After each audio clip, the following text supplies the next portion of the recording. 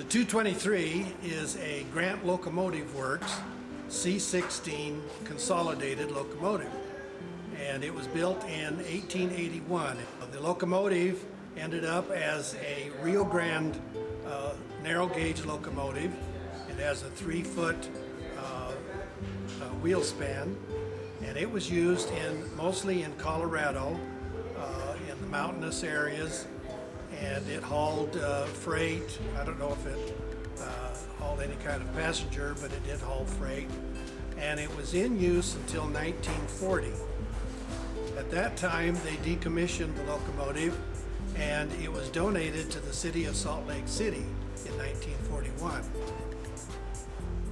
A group of members of the Railway and Locomotive Historical Society approached the Utah State Historical Society and asked if they could take on the 223 as a restoration project. Then they started to take it apart, take apart the cab, and do what restoration work that they could begin with. The tender was rebuilt, the cab was rebuilt. What we're looking at now is the tender. It was one of the early projects that we did to work on the restoration. The tender was in such bad shape that it was basically unrepairable. We were able to salvage the wheel sets, we were able to salvage the brake mechanism, we salvaged some of the heavy metal castings like this and the step down there and so forth. But for the most part, we remanufactured the tender from the bottom up. Our project manager, Maynard, used what was left of the original parts to make very detailed drawings, and we had the support of some of the local businesses who supplied materials at cost and donated some of their labor for rolling the corners. Everything was hot riveted just like the original. We used a farrier's forge, and to do it really efficiently, it took 5 people. One just opened and closed the door of the forge.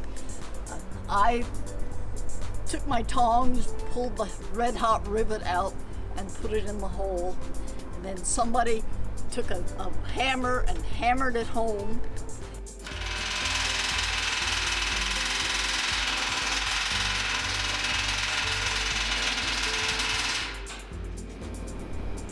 That made it look rounded on the outside and rounded on the inside, so it really looks pretty nice most of the time.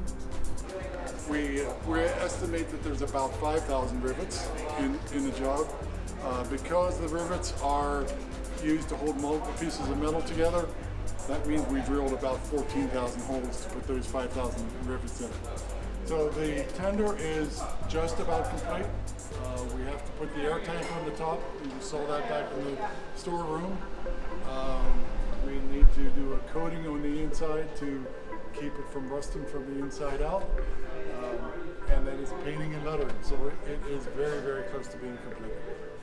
Last summer, we had a major accomplishment. The folks from Wagstaff Crane volunteered a crane and their services to lift the boiler off of the running gear. The boiler was put on some cribbing here so that we could work on it. Running gear was moved into the shop, and today we had a major activity with pulling the wheels out from under the frame. So lots of things have been happening. Today we're having a major operation.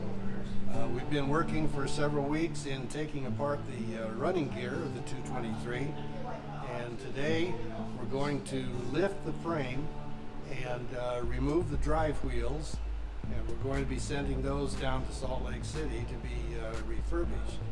There's 4 drive wheels. We're going to take 3 of them out because that's all the room we have to store them for the time being. We'll leave the other one in. But what we have done is take the bottom of the journal boxes and the springs off. So by lifting the frame, we should be able to clear the axles of the drive wheels and roll them forward. about 3 feet high.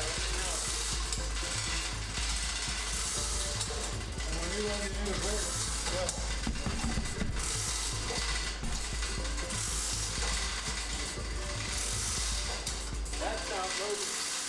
It's moving.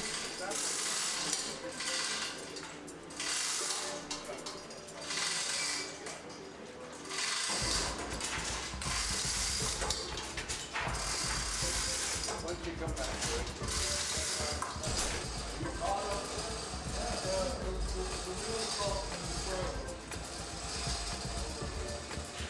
Okay, we noticed this wheel was coming up, and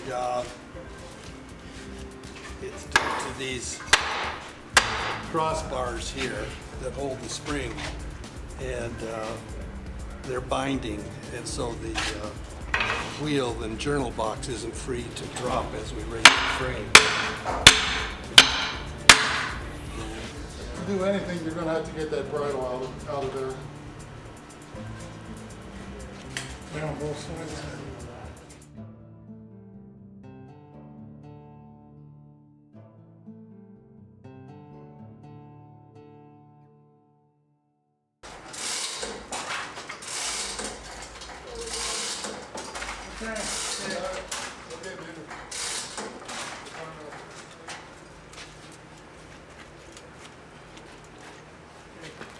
We need a couple people. This will keep going. Hold on, give me stop this. Okay. Hold on, just a minute, hold on. Okay.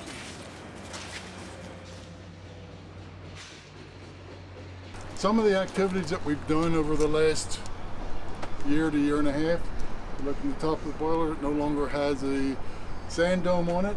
Those components are all inside the shop, being refurbished, and along with things like the air compressors and so on. We have the butterfly doors that the firemen would be opening and closing to put coal into the fire. As you can see, it's patented in 1914, so that had to be an addition way after the locomotive was originally manufactured. This mechanism here is operated by air pressure, so that the fireman would not have to one-handedly shovel the coal. He would step on a pedal with a foot, and he'd be able to use both hands to shovel coal. These mounts are where the air compressors were removed, and as I said, they are part of the things that are in the storeroom, been refurbished, ready to go back on. You can see that the catwalks are still on this side. That's an ongoing project that will happen within the next month or so, is taking those off, so getting ready to basically certify the whole boiler. The boiler is going to be our big bugaboo because we're going to have to raise so much money in order to get it done. We're just going to have to do an awful lot of work, and it's not work that we have the equipment to do, so we're going to have to pay to have it done, which means we're going to have to raise somewhere between $300,000 and $500,000, and I'm not sure where it's going to come from, but we're going to find it. We're definitely going to find it. None of us can see doing a cosmetic reconstruction. It seems like such a waste of time. I may not live that long, but we all want to see 223 run down the tracks somewhere. We're not sure where yet, but it'll happen.